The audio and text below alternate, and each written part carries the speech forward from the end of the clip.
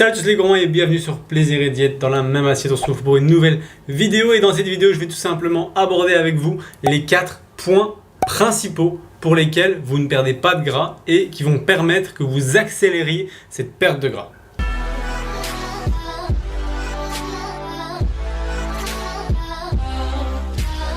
Donc avec ces 4 techniques, vous allez tout simplement pouvoir accélérer votre perte de gras. Si vous ne les mettez pas encore en place, c'est vraiment des principes très importants à avoir, les 4 d'entre eux, dans votre mode de vie pour perdre du gras.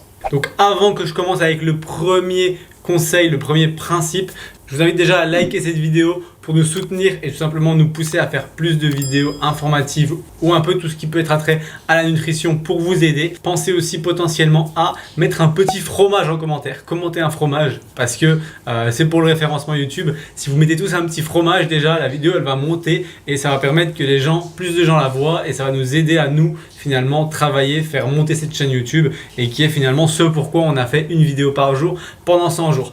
Donc voilà, je vous laisse quelques secondes pour faire ça et c'est parti pour le début de la vidéo. Let's go! Donc le premier conseil ou principe à mettre en place, c'est tout simplement de ne pas négliger le pouvoir du NEAT. Quand je dis du NEAT, c'est principalement de la marche. Donc les pas en eux-mêmes sont en réalité quelque chose d'assez conséquent comme dépense calorique en réalité, puisque en fonction des individus, lorsque vous pesez entre on va dire 55 et 65 kg, vous dépensez en moyenne environ 20 calories tous les 1000 pas. Ça peut être en moyenne jusque on va dire 70 kg le cas, et pour les personnes qui pèsent entre 70 et 80 kg, vous pouvez même compter jusqu'à 25 calories consommées tous les 1000 pas. Et pour les personnes au-dessus de 80 kg, ça vous fait tout simplement 30 calories tous les 1000 pas en moyenne si vous voulez être sûr de ne pas surestimer. Donc c'est quelque chose que je vous conseille tout simplement de mettre en place. C'est que si vous avez tout simplement un nombre de pas assez réduit et que vous êtes assez sédentaire, eh bien il se trouve que le fait d'augmenter simplement vos pas d'environ 5000 pas par jour, ça vous permettra déjà de brûler l'équivalent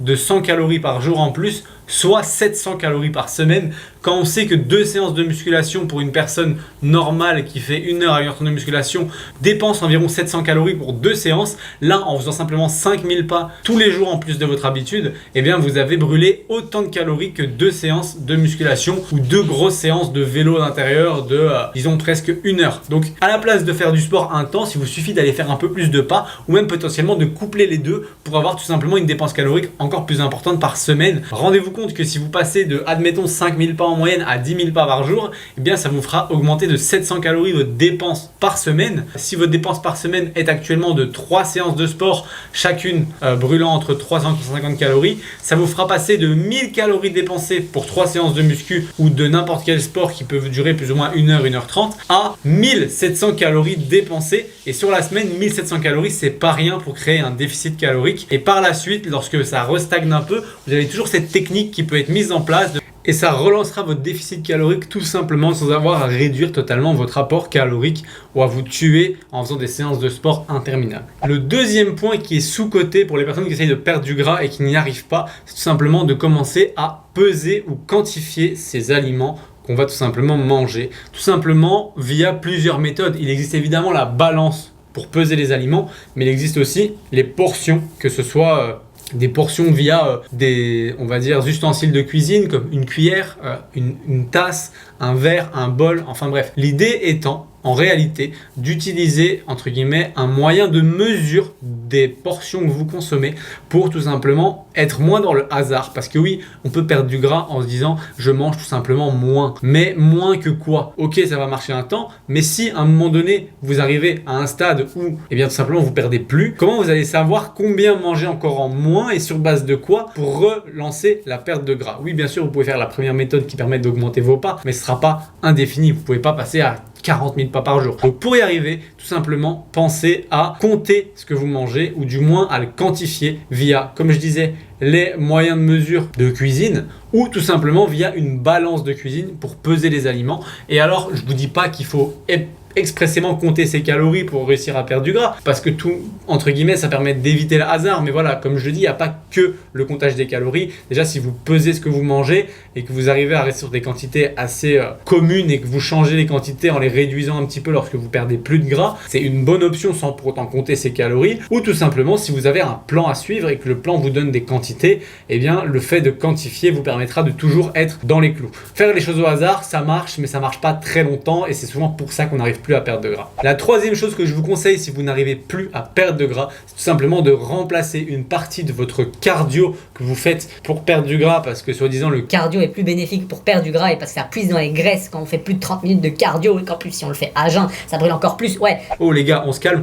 Bullshit, il n'y a rien de tout ça qui est vrai. La vraie chose qui compte pour perdre du gras, c'est d'être en déficit calorique. Si vous dépensez plus de calories que ce que vous en consommez sur la journée, vous perdrez du gras, que ça soit via le cardio, que ça soit à jeun, que ce soit un autre sport, ou même des pas, ou alors même en mangeant moins, comme je vous l'ai expliqué, vous perdrez du gras si vous brûlez plus de calories que ce que vous en consommez. Et pour ça, il faut tout simplement faire une activité physique qui vous plaît et qui vous permet de brûler ces calories. Mais parmi celles-là, une que je peux vous conseiller, c'est potentiellement de remplacer une partie de votre cardio par de la musculation, tout simplement parce que la musculation en elle-même, elle vous permet tout simplement de créer de la masse musculaire. Et l'avantage de la masse musculaire, c'est que certes que pendant un entraînement d'une heure, vous n'allez peut-être pas brûler autant de calories que pendant une heure de cardio, mais cet entraînement va déjà, entre guillemets, engendrer de la déchirure musculaire qui va devoir être récupérée après l'entraînement. Ça va brûler quelques calories, mais c'est pas le plus important. Le plus important, c'est que vous créerez du muscle et que le muscle, pour être maintenu dans votre corps et fonctionner, il a besoin de brûler des calories plus que si vous avez fait du cardio et que vous n'avez pas développé votre masse musculaire. En fait, vous allez augmenter votre masse musculaire et donc vos besoins en repos vont augmenter et donc votre déficit calorique va simplement être accéléré via la masse musculaire que vous avez en plus qui vous demande des calories. Donc si vous ne mangez pas ces calories-là, sans même bouger vos calories, vous créerez un déficit calorique plus important via la musculation, ce qui n'est pas le cas du cardio. Donc franchement, ne faire que du cardio, c'est pas la bonne option. Faites au moins un mix des deux pour amener de la masse musculaire et augmenter vos besoins au repos et pouvoir donc perdre du gras seulement via une augmentation de votre masse musculaire. Si vous avez un problème avec la création d'un programme d'entraînement, vous avez besoin de vous faire aider à ce niveau-là, on a fait un petit questionnaire gratuit à remplir dans la description. Il vous suffit de le remplir avec vos informations. On s'appellera pour en discuter. C'est totalement gratuit et sur base de cet appel, on verra comment on peut vous aider pour tout simplement potentiellement vous donner un coup de main sur un programme d'entraînement ou pour même l'alimentation, pour une perte de gras, pour une consultation diététique. On a plein de possibilités. Mais si vous avez besoin d'aide, je vous invite à remplir ce questionnaire dans la description. C'est gratuit et ça vous permet d'avoir un petit appel pour discuter de votre situation. Le quatrième point le plus important, c'est d'arrêter de se permettre une récompense ou on peut appeler ça pour certains un cheat meal une fois dans la semaine ou une fois toutes les 2 semaines. La réalité de la chose, c'est que si on prend ce repas comme étant un repas plaisir où on ne compte rien, ça se peut que sur une semaine, ça génère tout simplement un surplus calorique hebdomadaire et pas non seulement journalier comme vous pensiez que c'était le cas. C'est pas parce que on se dit bon, c'est qu'une fois dans la semaine, j'ai fait attention pendant 6 jours, le 7e jour, si je fais pas attention, ça va se réguler. Non, la réalité des choses, c'est que plus le déficit calorique va se creuser, au plus vous aurez d'envie, au plus vous allez avoir faim la semaine et au plus ce repas plaisir risque de se transformer en déglingage de calories qui va tout simplement peut-être augmenter, tripler votre total calorique journalier, sauf qu'avec ce total calorique 3 fois plus élevé, admettons que vous générez un surplus calorique de 2100 calories bêtement sur cette journée-là, et bien ce 2100 calories, si vous le répartissez sur les 7 jours de votre semaine, ça vous fait un surplus de 300 calories par semaine.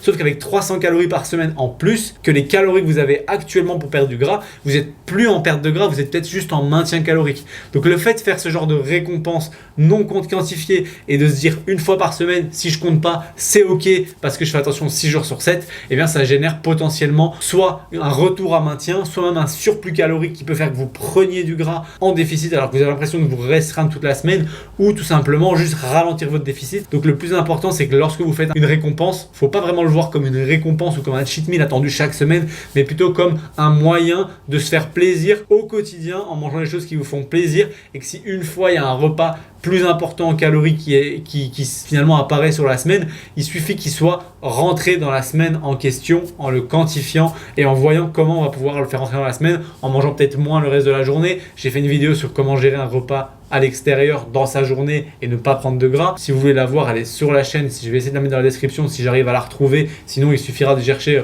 repas à l'extérieur, plaisir et diète sur YouTube et vous la retrouverez. Ou tout simplement, eh bien, se dire que, admettons, je dépasse aujourd'hui, et bien si je réduis un petit peu demain et que j'ai réduit un petit peu hier, ça va me permettre de réguler ce plaisir que j'aurais eu sans pour autant avoir besoin que ça soit une fois par semaine. Si c'est 2-3 fois par semaine et que ça vous fait plaisir, c'est totalement ok. Mais se dire il y a un jour où je compte pas, c'est la pire des idées pour générer un maintien calorique au lieu d'un déficit et d'avoir l'impression de faire des efforts dans le vent. Donc voilà, j'espère que cette vidéo 4 conseils pour relancer votre perte de gras vous aura plu. Si c'est le cas, vous pouvez toujours cliquer sur j'aime et même vous abonner. Pensez à cocher la cloche de notification pour ne pas rater les prochaines vidéos, puisqu'en ce moment c'est une vidéo par jour pendant 100 jours. Et moi je vous retrouve demain pour une nouvelle vidéo.